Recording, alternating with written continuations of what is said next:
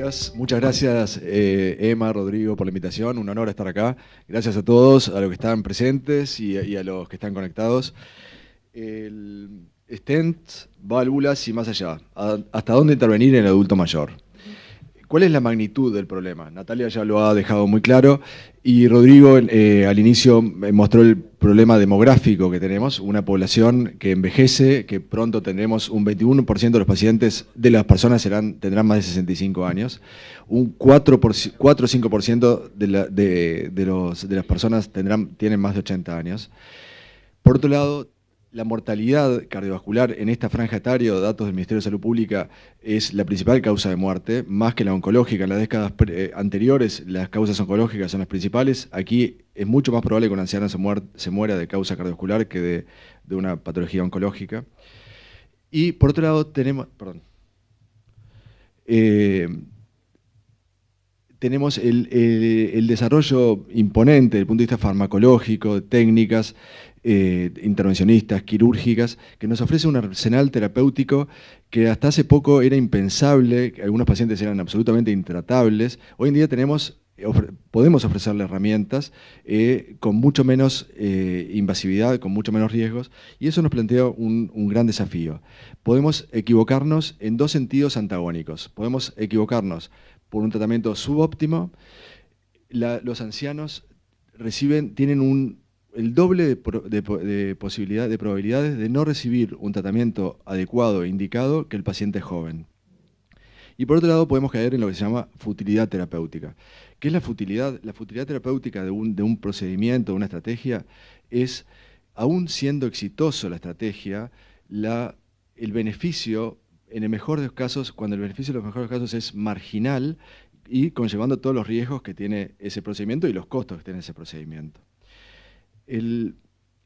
Tenemos que tener en cuenta y tratar de cuantificar los beneficios de la estrategia terapéutica y los riesgos de los tratamientos. De esta ecuación surgirá cuál es, si se inclina la balanza hacia la futilidad o hacia el tratamiento subóptimo. ¿Qué nos puede ayudar a decidir la presencia de fragilidad, la expectativa de vida y la comorbilidad en el anciano? En estos pacientes los objetivos terapéuticos son distintos que en los pacientes más jóvenes. Tal vez el objetivo de lograr una mayor sobrevida pasa a ser, no es prioritario. Acá la prioridad es el alivio de los síntomas y la calidad de vida. La evidencia científica y las recomendaciones de las guías en general es escasa. Son pacientes que están subrepresentados en los distintos trabajos. Es difícil extrapolar lo que pasa en el paciente joven, en el anciano, y probablemente no sea preciso, no represente la vida, el mundo real del anciano estos trabajos, los resultados de estos trabajos. Es difícil enrolar a pacientes en ensayos clínicos randomizados, porque son pacientes que se enrolan lentamente por sus características. Por otra parte, los estudios con los que contamos raramente evalúan fragilidad. El cardiólogo clínico tiene que acostumbrarse a formar parte, a organizar el equipo cardíaco junto con el terapéutico, junto con el geriatra, con la subespecialidad que corresponda, el intervencionista, cardiólogo, intervencionista hemodinamista, electrofisiólogo, cirujano cardíaco, geriatra, internista, para tomar las decisiones en conjunto con el paciente, la familia y con el resto del equipo. Y acá en la toma de decisiones en estos pacientes debe ser compartida, y hay una diferencia que no es sutil con respecto al paciente más joven. En el paciente más joven el centro en general es la enfermedad, y debemos acercar al paciente que va a tomar la decisión cuál es la mejor evidencia y asesorarlo en que tome la mejor decisión en función de la evidencia, que en general es contundente. En el adulto, aquí la evidencia es escasa, entonces el centro deja de ser la enfermedad y pasa a ser el enfermo, teniendo en cuenta, junto con la familia y con el resto del equipo, cuál es la prioridad del paciente, cuáles son sus expectativas en los años de vida que le quedan por vivir, cuáles son sus expectativas y cuáles son sus deseos. Voy a repetir algunos conceptos que vertió la doctora Natalia, solamente a los efectos de tener en cuenta en cuanto a la decisión de la intervención. objetivar la fragilidad es fundamental. No podemos hacer una evaluación a ojo de buen cubero, tenemos que acostumbrarnos a usar algunas herramientas fáciles, prácticas, cortas, que nos permitan objetivar. En este estudio, en este algoritmo que propone la Sociedad Americana de Cirugía de Tórax, recomiendan en el pacientes que van a ser intervenidos por cirugía de reemplazo valvular aórtica, recomiendan tener dos medidas, la medida de la velocidad a la puerta de 5 metros y la escala clínica de fragilidad. Si ambas no son positivas para fragilidad, o sea, si el paciente, estos resultados son favorables, la posibilidad de que sea frágil este paciente es muy baja y no tenemos por qué seguir avanzando en los estudios. Al contrario, si tenemos uno de estos resultados positivos, la posibilidad es muy alta y tenemos que seguir avanzando en el estudio de fragilidad. En esta misma recomendación, cuando el método que se va a elegir es el TAVI, se proponen dos herramientas también, la velocidad a la puerta, en cuántos segundos recorre 5 metros, y por otro lado los niveles de albúmina. Y el criterio es el mismo, siendo estas herramientas favorables, no tenemos por qué avanzar. Si una de ellas es desfavorable, seguir avanzando en la escala y en la evaluación de fragilidad. ¿Cuáles son las implicancias pronósticas de la fragilidad? Son muy importantes. El paciente frágil que va a recibir un tratamiento intervencionista o una estrategia intervencionista tiene mucho más riesgo de mortalidad intrahospitalaria, de una pobre calidad de vida posterior y de complicaciones neurológicas como el delirio y otras. Este estudio evaluó dos grupos de pacientes. Todos eran pacientes intervenidos por estenosis valvular aórtica, unos con cirugía y otros con TAVI. Se les determinó con esta escala, que es muy sencilla, que usa 4 parámetros. El parámetro de levantarse la silla sin apoyo 5 veces, si lo hacen más o menos de 15 segundos, evaluar la función cognitiva, la hemoglobina y la albúmina. Cuando se hace el score, en aquellos pacientes en donde el último punto, al final, está chiquito, que dice 5, que son los pacientes que tienen un score más alto, la mortalidad al año, luego el procedimiento de reemplazo valvular, era en los dos grupos más del 50%. ¿Fragilidad es igual a futilidad? No necesariamente. La fragilidad nos hace pensar obligatoriamente en futilidad, pero no necesariamente es igual a fragilidad. Como decía la doctora, esto es un criterio dinámico. El paciente no es un criterio frágil, la fragilidad no es un criterio estático. Podemos intervenir y podemos, de alguna manera, cuando el procedimiento que vayamos a realizar no es un procedimiento de urgencia, podemos ingresar a estos pacientes en un plan de prehabilitación, en donde trabajando la fuerza muscular, la esquelética, la fuerza de los músculos respiratorios, la capacidad aeróbica, el estado nutricional, línea en celeste, seguramente pacientes que entren en este programa de prehabilitación van a tener mucho mejores resultados post-intervención que aquellos en línea punteada roja que no lo realicen. Tener en cuenta también la expectativa de vida. Esto los geriatras lo hacen mucho mejor, pero hay una pregunta que puede disparar la profundización de este tema.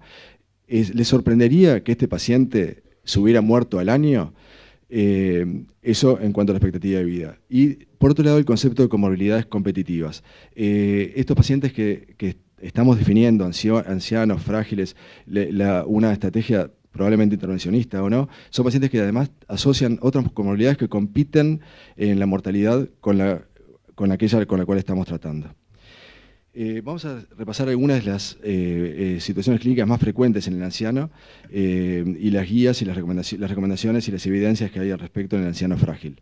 En el infarto con elevación del ST, en los pacientes más jóvenes, la evidencia flecha gruesa, grande, es amplia, favorable a la regurgitación percutánea primaria. Los estudios son contundentes, son con un gran número de pacientes, son resultados concordantes y de alto poder estadístico. ¿Qué pasa con los pacientes ancianos? Acá la evidencia flecha más fina, es mucho más frágil, sin embargo, en general favorecen la regurgitación percutánea sobre el tratamiento fibrinolítico y sobre el tratamiento médico. La evidencia es con número de pacientes mucho menor, el poder estadístico de los estudios es menor también, y los resultados no son concordantes. Hay algunos estudios que no han mostrado diferencias en cuanto a los fibrinolíticos, a la regurgitación percutánea versus los fibrinolíticos. Lo que sí es seguro es que la tendencia general favorece a la regurgitación percutánea con angioplastia, y que lo que sí demuestran es que es un procedimiento seguro en esta población. ¿Qué dicen las guías? Las guías dicen que no hay un límite de edad respecto a la reperfusión, especialmente con la angioplastia primaria. Considerar la fibrinolisis y la angioplastia primaria no se puede realizar dentro de los primeros 120 minutos luego del diagnóstico, y tener en cuenta el riesgo de sangrados y ajuste de dosis. En todos los pacientes, la prevención secundaria debe ser dirigida por las guías, como en los pacientes más jóvenes. ¿Qué pasa con el infarto agudo sin elevación de CT? Este es el síndrome coronario agudo más frecuente en el anciano. Tiene una alta morbilidad y mortalidad. El 30% aproximadamente de los pacientes que se presentan con esta situación son frágiles, y un 65% tienen un deterioro cognitivo. Por otro lado, son pacientes de alto riesgo y que probablemente se benefician más aún que los jóvenes de los procedimientos intervencionistas. En el paciente joven no hay duda, flecha gruesa, ancha, de que inicialmente una estabilización médica inicial, estratificación de riesgos y posterior angiografía y revascularización es la estrategia indicada. Pero ¿qué pasa en los pacientes de mayores de 75 años? Es una población muy heterogénea, no hay evidencia que separe el flujo de tratamiento entre el frágil y el robusto. Cuanto más robusto, más es la evidencia a favor de seguir el mismo camino que en el paciente más joven. Cuanto más frágil, la diferencia entre la estrategia conservadora y la estrategia invasiva es más gris. En los pacientes, como decíamos hoy, jóvenes, los estudios son muy contundentes, son con número muy importante de pacientes, y los resultados son concordantes. En el paciente más añoso la evidencia es mucho menor, son pacientes con un N más chico en los estudios tienen un N más chico, tienen el poder estadístico menor, y la concordancia de los resultados no es tan uniforme como en los pacientes más jóvenes. Incluso en el único paciente que se consideró la fragilidad en forma específica fue el estudio, el último de ellos, el Senior Rita, que fue publicado el año pasado, en el 2024, que se consideró fragilidad, y en los endpoints primarios no hubo diferencias entre la estrategia invasiva y la estrategia conservadora. ¿Qué recomiendan las guías? En el infarto agudo sin elevación de CT, aplicar las mismas estrategias intervencionistas en el adulto mayor que en pacientes más jóvenes. La estrategia invasiva con angiografía y angioplastia, en caso esté indicada, y la oportunidad de realización según la estratificación de riesgo. Tener en cuenta que los pacientes de más edad son pacientes de mucho más riesgos y que se pueden beneficiar. Establecer la ecuación de beneficio de la estrategia sobre riesgo de la estrategia adoptada. Tener en cuenta, tratar de cuantificar, tenemos que acostumbrarnos a cuantificar los riesgos, usar los scores de riesgos, tanto de intervenciones como el score del Euroscore, usar los scores de riesgo de sangrados. Tenemos que tratar de cuantificar lo más que podamos todas las intervenciones que utilizaremos. Es importante reducir el riesgo de complicaciones hemorrágicas. Si optamos por la intervención, por el tratamiento intervencionista, tener en cuenta una doble antiagregación lo más corta en el tiempo posible, usar inhibidores de bomba de protones para prevenir la hemorragia digestiva, tener en cuenta la toxicidad renal, medir la función renal, el filtrado glomerular, y tomar medidas de nefroprevención. Y en cuanto a la prevención secundaria, las recomendaciones son seguir las recomendaciones de las guías, igual que en la población más joven. ¿Qué pasa en síndromes coronarios crónicos? Aquí la evidencia tampoco campea. Las guías no hacen un apartado específico con el adulto mayor, en el adulto mayor. La estrategia de razonamiento es similar a la anterior. Cuanto más robusto es el paciente, más tendemos a seguir las guías del adulto que recomiendan en el paciente más joven. Algunas consideraciones en el adulto robusto, que sería esto que estamos viendo aquí, cuando evaluamos la probabilidad de que el síntoma, el cuadro clínico sea por una enfermedad coronaria basado en factores de riesgo, el hecho de que sea un paciente añoso, más de 70 años, ya con algún punto de riesgo, ya lo cataloga como un paciente de alto riesgo, de moderado o alto riesgo, la mayoría de veces alto riesgo. Cuando hacemos la evaluación de la decisión de qué estudio vamos a tomar para definir la conducta a seguir, en los pacientes de alto riesgo se recomienda los estudios funcionales. En los pacientes de riesgo moderado, de 15 a 50% de riesgo, los estudios funcionales o la angiotomografía. La angiotomografía coronaria en el paciente añoso tiene limitaciones, son pacientes que en general tienen mucho calcio en las arterias, nos pueden dificultar la interpretación de la severidad de las lesiones coronarias, son pacientes que tienen una prevalencia de fibrilación auricular alta, que también limita la utilidad del estudio, tienen un alto riesgo de nefrotoxicidad y a veces incluso no colaboran con las medidas respiratorias que tienen que hacer durante el estudio para que sea de mejor calidad técnica.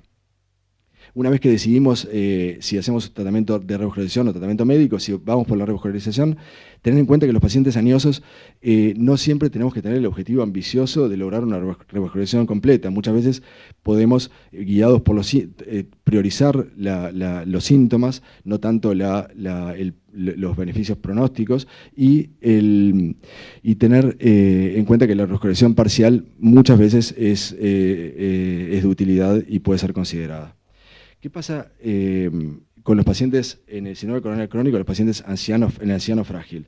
Aquí no hay evidencia, tenemos que tener en cuenta que los factores pronósticos ya no ocupan un lugar en la toma de decisiones, sí la limitación de los síntomas, tener en cuenta el riesgo de las estrategias terapéuticas, valorar los distintos scores de riesgo que tenemos y, fundamental, definir en función de las comorbilidades, la expectativa de vida y sobre todo la fragilidad, si la balanza la inclinamos hacia un lado o hacia el otro, hacia actuar o no actuar.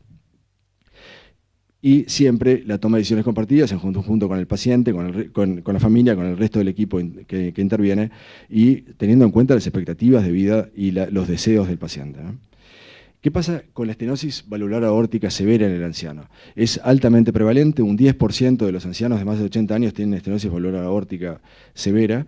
Los estudios pre-TAVI demostraron la amplia superioridad del tratamiento quirúrgico sobre tratamiento médico. Los estudios post-TAVI muestran un beneficio amplio también del TAVI frente al tratamiento médico, tanto así que el número necesario para tratar de 5, que es un número impactante, es necesario operar 5 pacientes para salvar una vida al año, lo que es un número muy, muy alto. Los estudios aquí es distinto que en el resto de las patologías, acá hay mucha evidencia, el TAVI ha generado los estudios para definir la utilidad, ha generado muchos estudios randomizados y tenemos mucha evidencia al respecto. ¿Qué dicen las últimas guías que se publicaron recientemente? Que cuando vamos a seleccionar el reemplazo valvular en los pacientes añosos, si tiene más de 70 años es un criterio que favorece TAVI, si tiene comorbilidades, si tiene fragilidad, también favorece TAVI, y si asocia una enfermedad coronaria compleja, se puede inclinar la balanza a favor de la sustitución valvular por métodos quirúrgicos. ¿Cuándo sería fútil el implante de TAVI en un anciano? ¿Apropiado o apropiado? Apropiado cuando tiene un score de clínico de fragilidad aceptable, entre 1 y 4, cuando tiene independencia funcional, comorbilidades controladas y una expectativa de vida mayor de 1 año. Fútil, cuando tiene un score de clínico de fragilidad mucho más avanzado, dependencia total, demencia avanzada, caquexia y expectativa de vida menor de 1 año. Y en el medio nos queda tal vez la mayoría de los pacientes con elementos intermedios y ahí otra vez decisión compartida y sentido fijarnos en las expectativas del paciente es fundamental.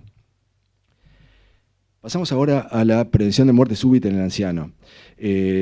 Prevención primaria, prevención secundaria, la indicación rápidamente, clase 1 en el anciano es la misma que en el paciente más joven. Clase 1 es de prevención primaria, es etiología isquémica, clase funcional, en la etiología isquémica, una clase funcional 2 o 3 con una FEBI menor de 35%, luego de 6 a 2 semanas del infarto, bajo tratamiento médico óptimo. Y la prevención secundaria, la indicación clase 1 es fibrilación ventricular o taquicardia ventricular mal tolerado luego de las 48 horas del infarto. ¿Qué nos dicen las guías con respecto al anciano? Nos dicen que cuando prevemos que puede ser un procedimiento fútil, dado las comorbilidades y la fragilidad, deberíamos considerar no avanzar en el implante de un cardiofreador implantable, de un cardiofreador en estas poblaciones. Son pacientes que están subrepresentados en los trabajos, por ejemplo, de prevención primaria, de muerte súbita, los ancianos están subrepresentados. Los registros muestran un menor beneficio del implante de cardiofreador con la edad y es necesario contar con estudios randomizados para definir el punto. Los ancianos frágiles además tiene mayor riesgo de complicaciones periimplante y de choques inapropiados. La fragilidad es un factor de riesgo mayor de mortalidad post-implante y se reduce el beneficio del implante en esta población. Tener en cuenta aquí las comorbilidades que compiten con la muerte, la mortalidad no arrítmica es muy alta. Hay un alto riesgo de muerte de 30-40% a 2 años por otros factores, sobre todo por insuficiencia cardíaca en estos pacientes. Y considerar la expectativa de vida. Es fundamental que siempre optimicemos el tratamiento médico de estos pacientes y, nuevamente, la decisión compartida. ¿Qué pasa con la insuficiencia mitral severa en el anciano frágil? Las guías recientes recomiendan como clase 1 la reparación valvular transcatéter MitraClip en pacientes sintomáticos y con fallo de tratamiento médico óptimo. La evidencia aquí es reciente, pero hay evidencia que en centros experimentados el MitraClip es seguro, con mejoría de síntomas y calidad de vida y de menores hospitalizaciones. Tener en cuenta aquí nuevamente el equipo interdisciplinario, tomar en cuenta junto con la familia del paciente el objetivo terapéutico, la decisión compartida y no olvidar que el tratamiento médico es la base de terapéutica. Mensajes finales que les quiero transmitir. No debemos limitar el acceso a estrategias invasivas potencialmente beneficiosas simplemente por el criterio de edad. Tenemos que acostumbrarnos a objetivar la fragilidad. Fragilidad no es igual a futilidad. Podemos, como dijo la doctora Natalia, intervenir en la fragilidad. Podemos que un paciente que sea leve, tenga una fragilidad leve o prefrágil pueda ser robusto. Debemos optimizar el tratamiento médico y cuando hablamos de optimizar el tratamiento médico es considerar lo que nos recomiendan las guías, iniciar los tratamientos en forma gradual, evitar los efectos secundarios, considerar las interacciones de los distintos tratamientos, minimizar el riesgo de las estrategias terapéuticas, como decíamos hace un rato, las complicaciones hemorrágicas, la nefrotoxicidad, tener en cuenta que la decisión compartida es fundamental. Y en aquellos pacientes en donde la fragilidad avanzada y otros factores como comorbilidades no nos permiten avanzar en estrategias intervencionistas, tener en cuenta lo importante que puede ser en estos pacientes los cuidados paliativos y en algunas ocasiones desescalar en terapias que ya fueron previamente que se fueron implementadas. Así que bueno, esto es lo que les quería decir. Para terminar, que quería, creo que un mensaje para nosotros, tenemos que nosotros prevenir que no seamos frágiles en el futuro cuando llegamos a 80 años. Tenemos que hacer, y lo que dijo la doctora Natalia, fundamental, evitar la sarcopenia. Mucho deporte, así que los desafío a un partido de pádel cuando quieran y así evitamos la fragilidad.